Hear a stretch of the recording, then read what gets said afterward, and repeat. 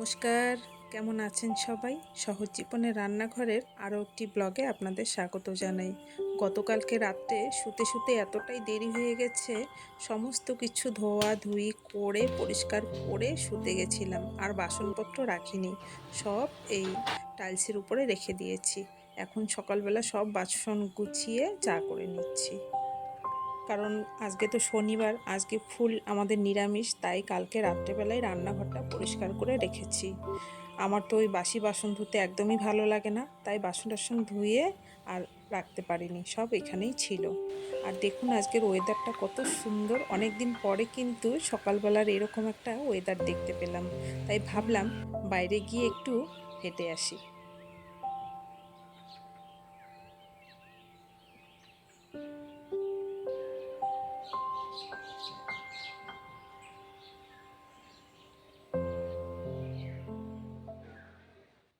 স্নান করে নিয়ে ঠাকুর পূজা দিয়ে চলে আসলাম রান্নাঘরে, রুটি করলাম আর আলুর তরকারি করলাম। তো ছেলেকে এখন খাবারটা দিয়ে আসি, কারণ অনেক দেরি হয়ে গেছে। তো ছেলের জন্য, ওর বাবার জন্য, আমার জন্য এই যে 6খানা রুটি করেছি। এই রুটিগুলো এখন এখন আমরা খাবো। আসো আসো, তাড়াতাড়ি আসো, দেরি হয়ে গেছে। আপনারা তো দেখছেন আমার মানে একটার পর একটা বিপদ চলছেই। তো আজকে ভাবছি যে আজকে যেহেতু শনিবার, খুব নিয়ম নিষ্ঠা করেই আমি নিরামিষটা খাচ্ছি। শুধু নিরামিষই না, তো আজকে শনিবার থেকে, মানে এই শনিবার থেকে ভাবছি সন্ধ্যাবেলা করে শনির লুট দেব, যাতে বিপদ আপদগুলো আমার কম হয়। অনেক সপ্তাহ থেকে নিরামিষ ধরেছি শনিবার, তো আজকে ভাবছি আমি লুটটা দেব। লড়াইটা সংসার নিয়ে হলেও মনের লড়াইটা কিন্তু বন্ধুরা মনের সঙ্গেই করতে হয়, তাই নিজের লড়াইটা শুধু একান্তই নিজের। আর জীবনে অনেক কঠিন পরিস্থিতিতে আমি লড়াই করে এসেছি, তো তাই এখন সহ্য হয়ে যায়। আর আমি অত সহজে হার মানার মেয়ে না। মানে স্নান করে পূজা দিয়ে চুল ঠুল কিচ্ছু আঁচড়াইনি, এখন খাবারটা খেয়ে তারপরে চুলটা আঁচড়াবো। ঠাকুর পূজা দিয়ে এসেই ভাবছিলাম সকালবেলা এখন ভাত করলে তো দেরি হয়ে যাবে, আর বর যেহেতু রুটি খায়, তো ভাত করব, রুটি করব। তো চিন্তা করলাম কি বানাই, ঘরে সেরকম সবজি নেই, তাই ভাবলাম আলুর তরকারি করি আর রুটি করি, এটা দিয়ে সকালের খাওয়া হয়ে যাবে। আর আজকে ঘরে আদা নেই, ওকে বলেছি আদা নিয়ে আসতে। বেলা বাজে 11টা, আর আমার বিড়ালগুলোর অবস্থা দেখুন, কখন যে উঠবে তার কোনো ঠিক নেই, কখন যে আসে। কেউ আসে অর্ধেক রাত্রে, কেউ আসে ভোরবেলায়, শান্তির ঘুম ঘুমাচ্ছে।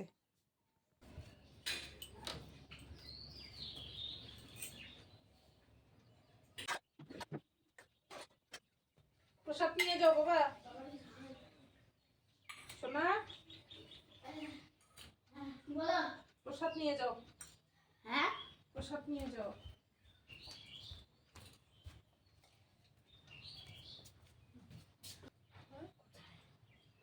যাও, জামা পরো কি, যাও।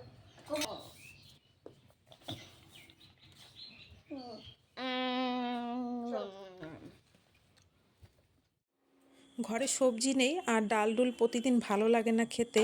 কালকে তো আমার মন মেজাজটা খুবই খারাপ ছিল, কান্না করেছি দেখেছেন। তো কালকে রান্না বান্নাও ঠিক তেমন হয়নি ভালো। তো বর আর ছেলে একদমই ভাত খেতে পারেনি, আর আমার কথা তো বাদই দেন। তাই আজকে কচু শাক রান্না করেছি আর পনির। তো রান্না হয়েই গেছে প্রায়, কিন্তু ঘরে আদা নেই, আর আদা না থাকলে না নিরামিষ না। তাই ওকে বলেছি আদা নিয়ে এসো, তারপর আমি পনিরটা রান্না করব।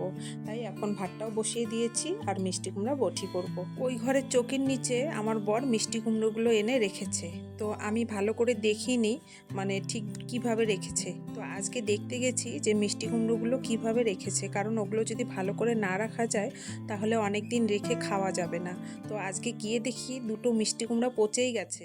50 টাকা, 250। 250 টাকা? তো যাও না কেন? সেদিন না যাইতে চাইলা, গেল না তো ডোডে হাটে গেলে আদা পেঁয়াজ রসুন এগুলা বেশি করে কিনে নিয়ে আসতে লাগে, তুমি আনো অল্প অল্প, একবারে বেশি করে আনলে পরে। 1 কেজি করে নিত। তো 1 কেজি করে কেন, 2 কেজি করে নিয়ে আসো। নাও হাত মুখ ধুয়ে খাও। না, 3টে খাওয়া হয়ে গেছে এই পর্যন্ত। হ্যাঁ, এই যে পনির ভাজা করে রাখছি, ও খাইতেই আছে। কিভাবে খাইছে রে, অর্থ করে খাইছে না। আজকে পেঁয়াজ খাওয়া কেন, আজকে শনিবার না। বেশিরভাগ মিষ্টি কুমড়া এগুলোই পচে পচে গেছে। তো অনেক বড়ই হয়েছে। হ্যাঁ শেষ নাই আর একটা মিষ্টি কুমড়া পচা তো। দেখুন বন্ধুরা কত মিষ্টি কুমড়া হয়েছিল, কিন্তু বেশিরভাগ মিষ্টি কুমড়াগুলোই পচা। ওই তো পচা বেরিয়েছে। যখন সিজন ছিল শাকসবজি লাগানোর তখন লাগানো হয়নি লেবারের অভাবে। তারপর একজনের বুদ্ধি শুনে লাগানো হলো মিষ্টি কুমড়া। মিষ্টি কুমড়ার অন্ততপক্ষে 50 কি 60টা বীজ হবে, তার দাম ছিল 120 টাকা। তারপর লেবার দিয়ে মানে কয়েকটা লেবার দিয়ে মিষ্টি কুমড়ার গাছগুলো লাগানো হয়েছিল, মানে লাগানোর পরে আগে যে কাজগুলো থাকে জমিতে সেই কাজগুলো করানো হয়েছে। মানে যত টাকা খরচা হয় অত টাকার হাফ টাকাও উঠে আসে না। আমার বরকে আমি এত বলি যে কোনো কিছুই চাষাবাদ করার দরকার নেই, কিন্তু ও করবেই, ও তো আমার কথা শোনেই না। মানে যখন আমি কথাগুলো বলি নিজেকে এতই মানে ব্যর্থ মনে হয় যে আমার মনে হয় কোনো বুদ্ধি নেই, কিন্তু আলটিমেটলি হিসাব করে দেখা যায় কোনো লাভই হয় না এইসব করে, জানেন। কিন্তু তারপরে ও করবে, মানে ওর শখ প্লাস হচ্ছে যে বাড়িতে বসে থেকে কি করব, বাড়িতে যখন কাজ থাকবে না তখন তো কিছু তো করতে হবে, তাই এগুলো করে। কিন্তু কোনো মানে হয় বলুন তো? যে টাকা আমরা খরচা করি সেই টাকা দিয়ে বাজার থেকে কিনে এনে খাইলেও আমাদের লাভ। ছেলেকে মিষ্টি কুমড়া গুনতে দিয়েছি, তো গুনতে গুনতে আজকের ভিডিওটা এখানেই শেষ করছি। সবাই সাবধানে থাকবেন, আর ব্লগটা কেমন লাগলো সেটা কমেন্টে জানাবেন। সবাই ভালো থাকবেন, সুস্থ থাকবেন। দেখা হচ্ছে শিগগিরই পরের কোনো ব্লগে।